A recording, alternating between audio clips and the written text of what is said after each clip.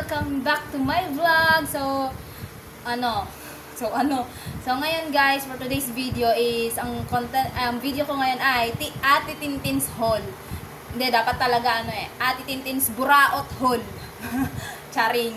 Kasi kagabi, sabi ko nga sa inyo kahapon, nag-chat si Bruno, may surprise siya, Chene Kemi Kemerot. So, pag uwi niya dito kahapon, dahil sinundo ko nga siya sa 4A, hindi ko na vlog kasi nga, ang gulo ng utak ni Bruno. So, ayun, kahapon nga nag-rides kami, kasama namin si Ate Tintin. So, in-upload ko yung vlog ko na yun sa YouTube channel ko kahapon, sana mapanood nyo. And, ayun nga, so, kahapon, dahil nga, nag-rides kami, and pumunta nga kami sa bahay ni Ate Tintin. Syempre, nagpo-live po ako. And kung gusto niyo po kung gusto niyo po magkaroon ng extra income kahit nasa bahay ka lang, ay magpo-live po kayo. I-PM niyo po ako. Ilalagay ko dito yung link, yung Facebook ko para pwede niyo po ako i-PM. And kahapon nga nagpunta kami sa bahay ni Ate Tintin kasi nga nag-live po ako. So yun, coming back. Ayun nga, nag-live po ako kahapon, and pagpunta nga namin sa bahay nila, nag-Ate Tintin's haul nga kami. Actually, Ate Tintin buraot haul talaga to. Kasi nang buraot po ako. And to, iprito natin yung damit. Joke lang. Shoutout pala kay Ate Tintin sa hipag ko kasi binigyan niya kami ng kawali, non-stick pan. Sabi niya kasi hindi na daw nila magagamit. So, binigyan na lang niya sa amin kahapon. And binigyan niya ako ng mga bagong damit. So, unahin na natin to. Ayan. Sabi niya, pwede ko daw to i-partner sa leggings ko. Well, actually, maganda siya. Nagustuhan ko yung style niya kasi nga, alam niyo naman ako, may ligaw pumorma-porma minsan kapag trip ko. And, ayun. Itong suot kong damit na to. Ay! Oh my God! Wait lang, usog natin yung Wait. So, kung makikita niyo yung suot ko ngayon, ayan. Ayan. So, ayan yung suot ko ngayon. So, pinartneran ko siya ng leggings. Ayan, pinartneran ko po siya ng leggings. So, yan yung itsura ko for today's vlog. Para lang mapakita sa inyo ng totally Chinese Kemerot. So, yun. Dahil mag-aatid tayo ngayon kay Ima, pupunta siya sa school. Sorry, hindi ko siya pwede pakita sa vlog ko kasi private sila. Yung mga anak ko is private. So, ako na lang. And si Bruno. Si Bruno E. Puta, ragis parang Andrew E. Pero ang Bruno E, kaya Bruno kasi Bruno Encanto. Charin. Tapos, kung magtatanong kayo bakit SM, kasi po, sa may saltek. Kasi minsan po, lumuluwag yung screw ng utak ko. Ayun, sinasaltek po. Kaya sa may saltek. Charos. So, yun. Yun nga po yung vlog ko. And shoutout pala kay Ate Tintin kasi pinaburaot haul niya kami kahapon. So, dahil sa nakaburaot po kami kahapon ng damit, tsaka ng kawali. So, yon. And ang problem lang po kasi wala po kaming wifi. So, nakikiburaot din po ko ng internet sa kanya para makapag-popo live and para makapag-upload ng first YouTube ko. Actually, kahapon, pinanood namin yung mga old vlog ko po sa isang YouTube channel ko. Then, sabi nga natin Tintin sa akin, ba't hindi ko daw po ituloy yung pag-vlog? Since, medyo, may enhan daw po ako pag nag-vlog. Actually, kung papanoorin nyo po yung vlog ko, is, inedit ko rin po dun yung rides namin kahapon nila Bruno, tsaka nila Ate Tintin at ni Kuya Will. So, nandun po yung vlog namin kung saan kami pumunta. Nagpunta kami sa Philippine Arena, Bukawi. So, dun po kami galing kahapon. Nag-Philippine Arena po kami. Wala lang, tambay lang. Bili lang ng Migoys, burger. Ganon. Chenes. Tapos nag-milk tea, nag-frap, Kemi Kemerot. Then, nag-picture lang ng motor kasi si Kuya Will po ay nagbabayan sale. Ganon. Tapos, yun nga, napag-decidean namin na pumunta sa bahay nila. So, ayun nga, nakapamburaot kami. But thank you kasi binigyan ako natin Tintin ng magandang damit. So, ayan, may damit po kung masuot ngayon na ihahatid ko si Ima. Okay? So, isasama ko kayo sa paghatid natin kay Ima. Pero hindi ko na po ipapakita si Ima kasi po private po yung mga anak ko. Again, private sila. Hindi ko sila pwede ipakita sa vlog. And, ayun nga, Ako na lang. Kasi si Bruno, mahilig naman mag-camera si Bruno, pero alam ko may pagkamahiyain kasi si Bruno eh. So, itong intro ko na to ay napakahaba. So, ngayon po, samahan niyo po ako para ihatid natin si Ima sa school. Para, makita nyo kung gaano kaganda yung lugar na to. And, ayun. So, again, please, kung bago ka lang po sa channel ko, please subscribe my YouTube channel and share my videos para lagi, and please subscribe my YouTube channel and click the notification bell para lagi kayong updated sa mga upcoming videos ko. So, pipilitin ko po na makapag-upload everyday. So, sana nga makapag-upload tayo everyday ng vlogs ko. Pero ngayon, yun nga, isasama ko kayo sa pagbo-vlog ko. Isasama ko kayo sa paghatid natin kay Ima sa school. Kasi, si manager, yung manager ko po, lagi po yan humihingi ng update kay Ima kung nakapasok na daw siya or what. So, yun. So, yun lang po muna guys, and be right back! Guys, update. Magkikita kami ni Bruno na lang sa school kasi ihahatid din niya si Aye. So, kita-kita tayo sa school. Ihahatid ko nga si Ima. So, magkikita kami sa school ni Bruno kaya, yun. Magkikita na lang daw kami sa school. So, yun lang po muna and be right back. So, yun. Maghahatid na tayo kay Ima. Let's do it. Rabadabango.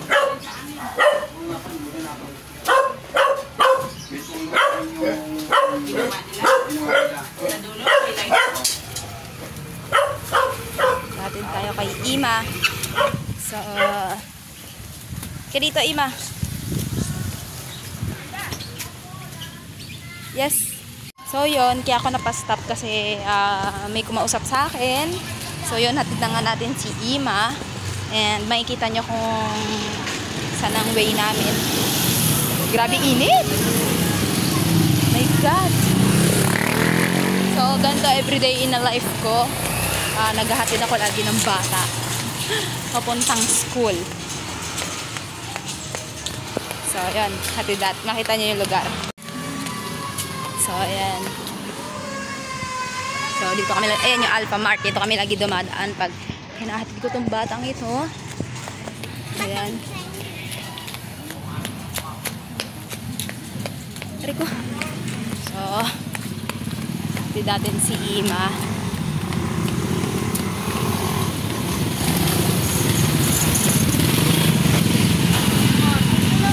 Actually, malapit lang to sa bahay. Mga 10 minutes walk. Mga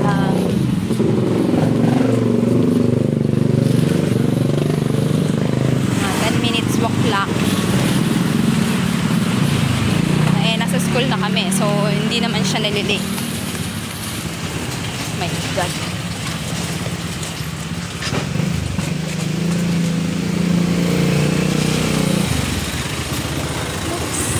Sige, Ima, mauna ka.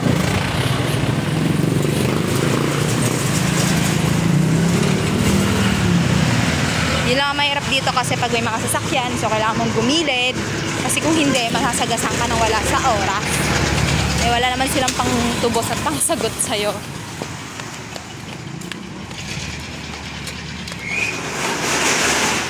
So, magkikita rin kami ngayon ni Bruno sa school.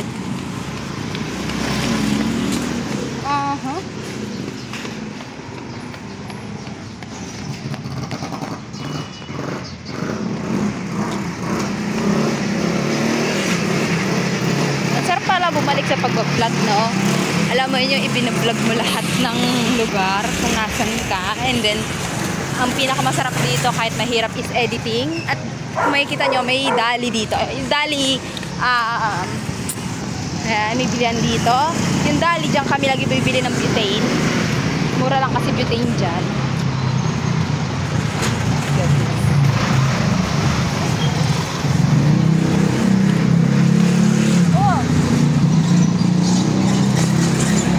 Ito kasi si Ima, may trolley bag siya. So, kaday natin ko. Binubuhat ko yung trolley bag niya para hindi marumihan.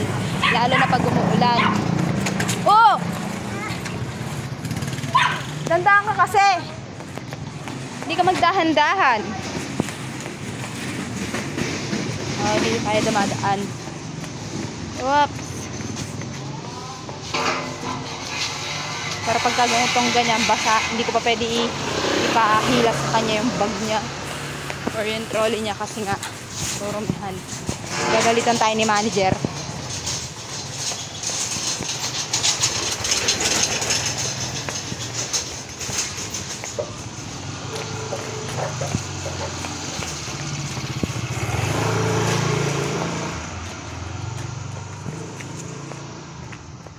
So, pagka ganitong nakita ko na hindi na ganong basa, ayan. Hilayin ko na bag ko. Okay, sige. Hilayin niya daw yung bag niya. Wait. Oh, Gora, hila.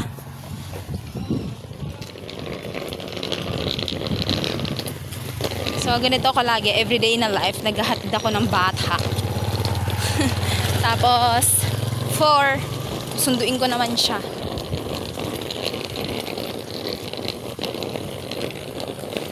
Ganda dito, no? Ang peaceful dito. Dito pala nasugod si Ima. Shoutout kay Dr. Kuyugan. Ayan. Diyan siya nasugod nung may sakit siya. Dire-diretso lang, ha? Teka lang, may basa yata yung bag mo. Sige, sige, sige. Lakad. Sige, lakad. Ako na mag-awak, bitawan mo. So, hindi ko siya pinapakita sa cam. Di bali ng...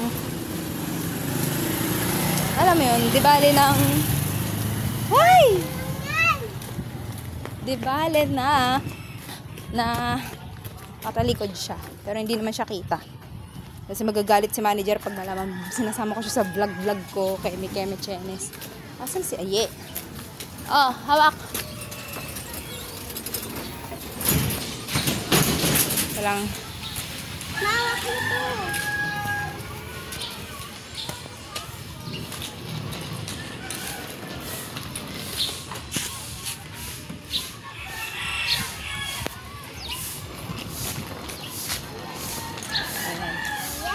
Ano ba?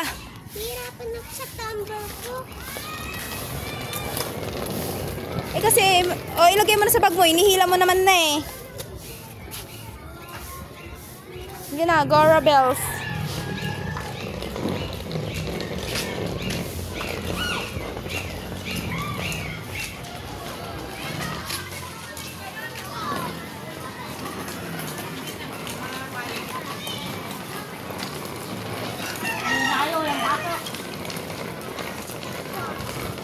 Sarado pa ang gate. My God.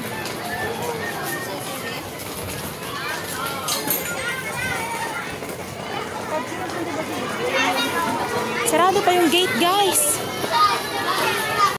So, hi ulit. Mag-outro lang ako, guys. Pero natid ko na si Mela. Andun.